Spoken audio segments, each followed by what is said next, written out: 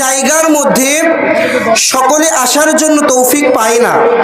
আল্লাহ তাআলা যাকে ইচ্ছা করেন, যাকে পছন্দ করেন, যার উপর রহমত বর্ষণ করেন, কেবলমাত্র সেই ব্যক্তি এই জায়গাতে আসতে পারে।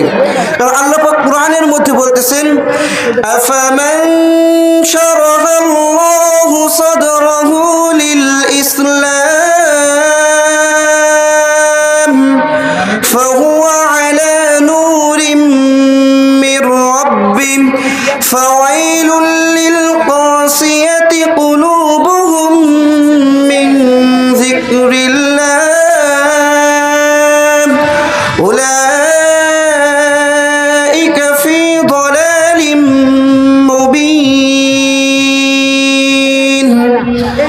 আল্লাহ পাক কুরআনুল কারীমের মধ্যে বলতেছেন যে দুনিয়ার বুকে আমার যত বান্দা রয়েছে তার মধ্যে আফামান শারাহাল্লাহু সাদরাহু লিল ইসলাম, যাদের বক্ষকে আমি ইসলামের জন্য উন্মোচন করে দিয়েছি, উন্মুক্ত করে দিয়েছি, এবং যাদের উপরে আমি আমার খাস রহমত বর্ষণ করেছি, একমাত্র তারাই এই তাফসীর মাহফিলে আসতে পারবে।